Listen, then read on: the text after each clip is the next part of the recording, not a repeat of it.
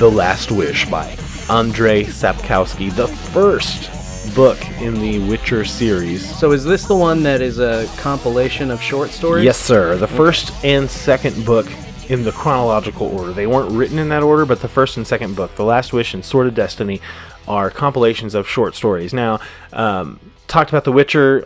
I finally played Blood and Wine about a month ago. Kind of got really back into it. Got my tax return back. I was like, you know what? I'm going to start reading the books. So I ordered all of them. And I got through the first one last night. Very quick read. And I think the fact that they are broken up into short stories kind of helped with that. Oh, yeah. Because, you know, they don't really go into a whole lot. Now, after you get through with the first two books, there's like four or five novels that are continuing story. Right. But The Last Wish by Andrzej Sapkowski, that was the first book of the Witcher series. I guess he wasn't a writer. He was like in real estate or something like that. And he submitted the first story in this to a magazine. And that's how the Witcher series started.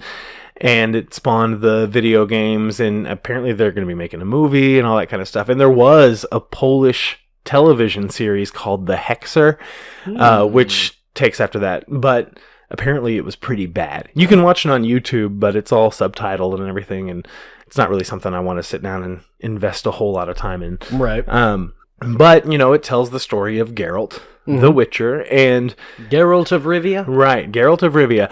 And really, what's interesting about this is that the game, and I've only played The Witcher 3. I haven't played the first and second one, because the first one was PC only, the second one was Xbox 360 and PC, then the third one was all three. And that leads me to a question.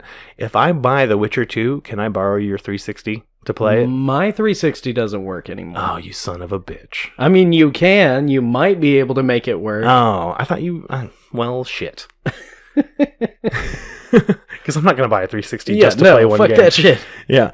But anyway, it's what I like about it is that in The Witcher 3 in particular, they reference a lot of these things and that are in the books. Okay, so like as Geralt, when you're playing the game, he has these signs that he can use, which cast basically spells. Yeah. There's Ard, Axii, Earden, Quinn, and all that stuff, and he uses them in the book. And really? I think that's great. And it talks about him having a silver sword for the monsters and a regular sword for the regular people that he has to kill. In Witcher 3, they mention the fact that he's the Butcher of Blaviken in the game. And that story is in the book. We find out why he's the Butcher of Blaviken. Interesting. So it's great. So if you're really into the lore of the game, I would fully recommend this book to kind of learn, you know, a lot of this backstory. And what's great is that, you know, you have games like Assassin's Creed and like Mass Effect and all that stuff that have had books written after the games came out. But these games were based on books. Those books are huge in Poland, and CD Projekt Red is a Polish company. Oh. So, you know, they are going to treat that source material with reverence. And the great thing about the games is they take place 5 years after the events in all the Witcher books. Yeah, and he hasn't written one in a while. In fact, the last one, Lady of the Lake, is coming out next month. The English translation of it, but it was written like 10 years ago. Oh, really? Yeah. Okay. Yeah, I'm pretty sure the series was done before any of the games ever came out. Yeah. Right. So some of the issues I have with the book is the writing. Okay. It seems to be a little repetitive. Now, what I've read from other people who've read it in different languages is that the English translation kind of is at fault for that. You know, he mentions like a lot of the fight scenes in the book are very generic, and they use a lot of the same terms. Like when he's fighting, he talks about like doing a pirouette and drawing a semicircle with his sword and all that kind of stuff, and it just kind of gets a little repetitive on those certain things. Right. But man, you know, I gotta say, after reading that first book, they totally nailed the character of Geralt. They totally nailed the character of Dandelion and Yennefer. Okay. We find out in one story how Ciri, who is, you know, the little girl, and she's a grown woman at the end of the game, how she came to be in Geralt's care. one thing that I found really interesting in 2 of the short stories is it's almost as if they took fairy tales and reworked them into the world of The Witcher. Okay, so one of them, he finds like these dead bodies.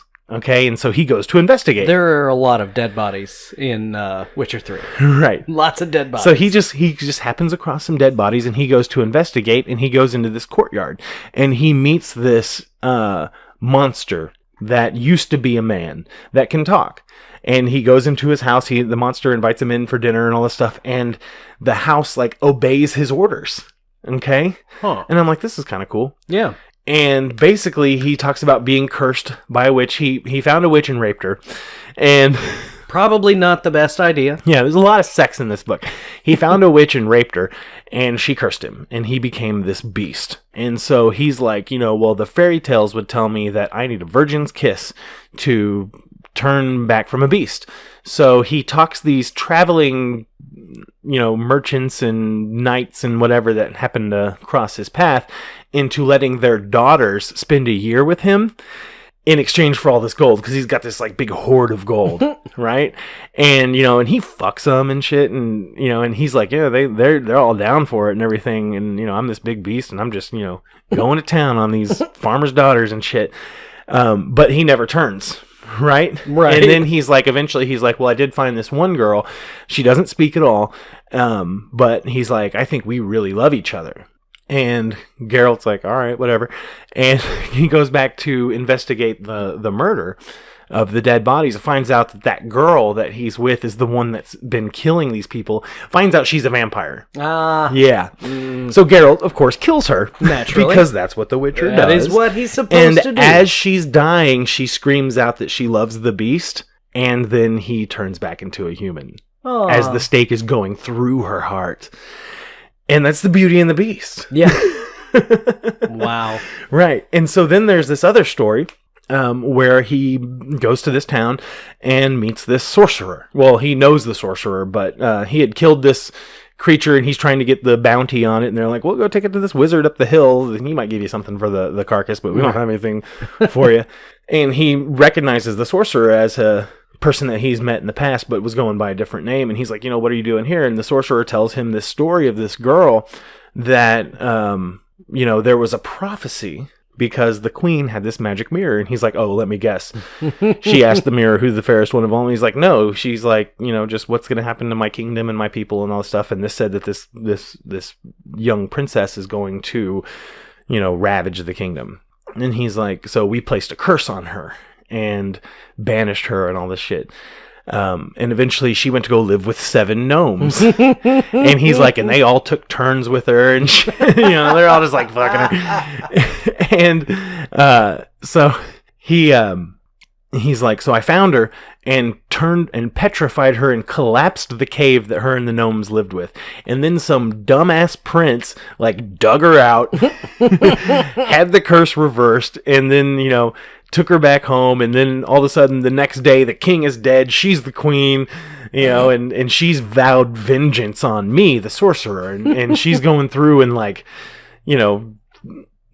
finding ways to capture the sorcerer, ravaging the kingdom just so that she can find this so sorcerer. he talks Geralt into helping her. He's like, she's gonna be here tomorrow and you gotta do something. And so Geralt finds her and he's like, hey, don't kill my sorcerer buddy. And she's like, fuck you, I'm gonna kill him.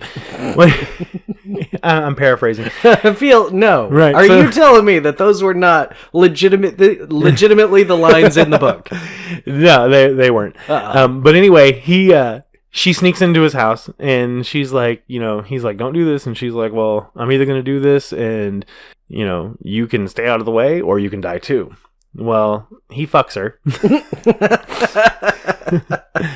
And then you know what? Like, I don't even need to know the intervening information. And then she's like, no, I'm not going to kill him. I decided against it. Well, anyway, it turns out she tricked him, and then he found out that they're going to like ambush this market, and all these people are going to die, and she's going to start killing people one by one until the sorcerer turns himself in.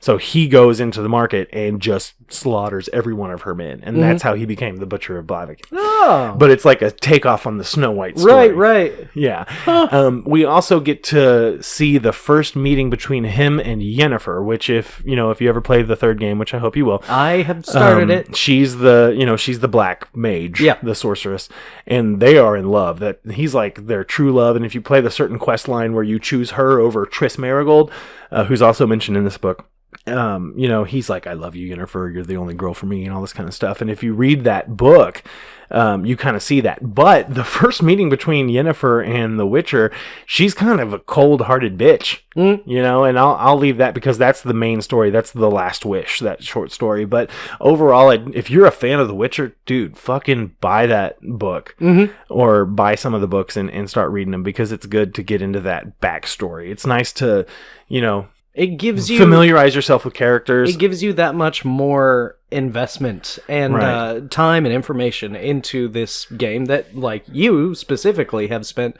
hundreds of hours playing. Right. And I've got quite a tens upon tens of hours into the second playthrough of the game too. So I've spent a lot of time in this game. So I really wanted to learn about like the lore, and really it just makes me appreciate CD Projekt Red that much more, because they nailed the characters spot on. They use a lot of the same, like they talk in the game about Yennefer smelling of lilac and gooseberries, and it talks about that in the book, about that's what she smells like and everything.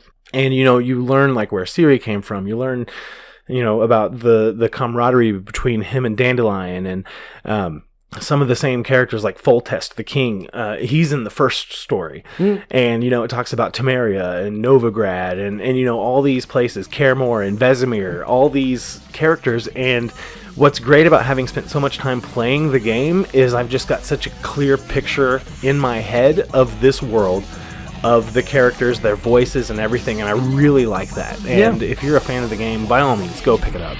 Nice.